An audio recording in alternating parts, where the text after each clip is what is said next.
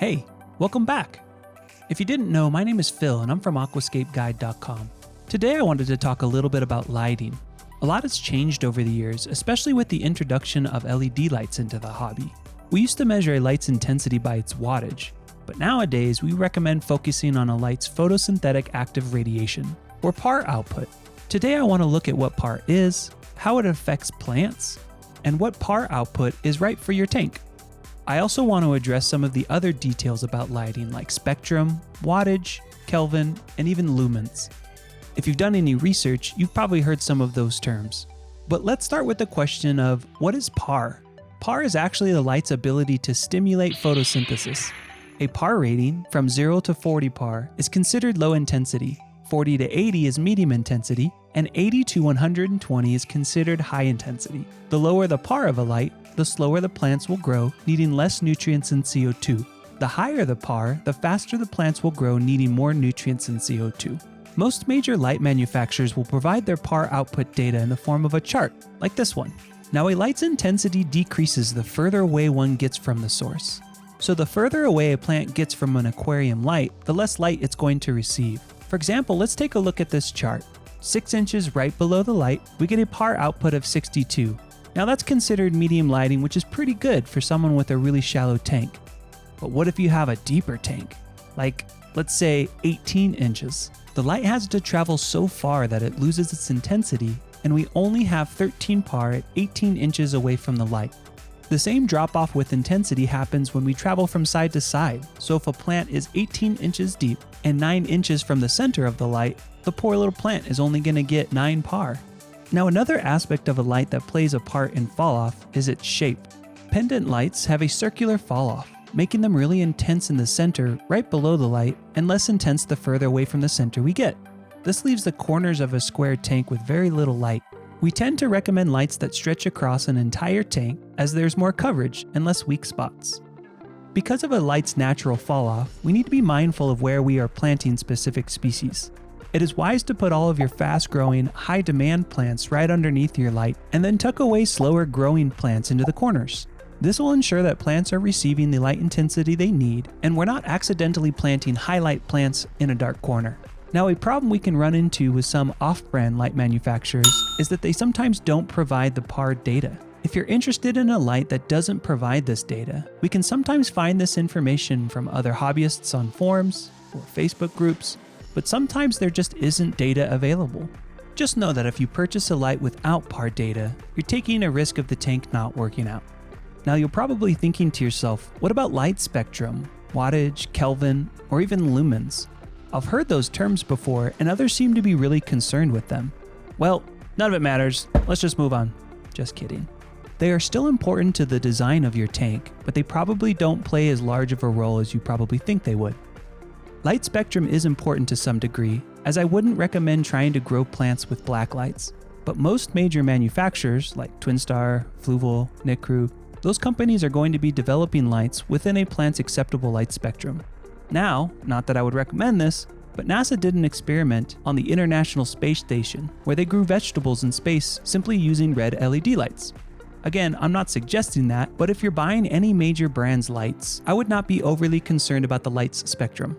We would simply suggest finding a light that has as many colors as possible. We just want to make sure that we're covering all of our bases by providing as many different colors to the plants as possible. This could mean finding an LED light with red, green, blue, and even white LEDs. Or if you still only have access to fluorescent tube lighting, toss as many different colored fluorescent tubes in the fixture as possible. So then there's wattage. We used to say that 4 to 5 watts per gallon was considered high lighting in the hobby, and we should shoot for that. Well, the problem with that is a light's consumption of power doesn't really tell us its ability to stimulate photosynthesis. Furthermore, with the addition of LED lights being so energy efficient, we can grow plants using far less energy than a fluorescent light. Measuring a light's intensity by its power consumption, or wattage, is pretty much obsolete now that we have PAR data. But understanding a light's wattage is still pretty important. For example, running a 55-watt LED light every day for years to come is going to be a lot more cost-effective and run a lot cooler in temperature than 2 massive 250-watt metal halide light fixtures that you could potentially burn yourself on due to heat. So wattage is something to take into consideration when selecting a light. but it's no longer used to measure a light's intensity. Next on our list is Kelvin. What is it and why is it important? Without going into crazy detail about the Kelvin scale, this is simply how our eye perceives the color of the light. Lights in a lower Kelvin range, like 4000, will be much warmer and have an orangish hue to them, where lights in a 7500 Kelvin range will be colder or bluish looking. Most light manufacturers design their lights in a more neutral range, like around 6500 to 6700 on the Kelvin scale. This is essentially white to our eyes. Now, as expressed, this is how our eye perceives the color of the light and not its ability to stimulate growth. But it's still important, and this is why.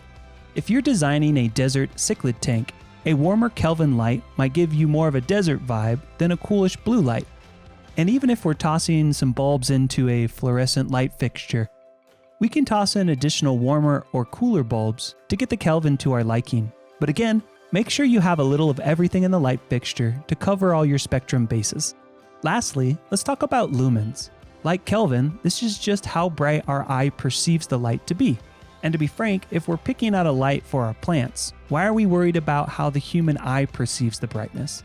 We think it's more important to know how the plant perceives the brightness, which again is par. However, lumens still can be important to your design. For example, the average household light bulb is 460 lumens.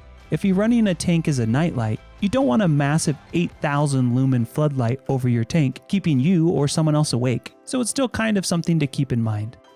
So after all of this, what do we recommend?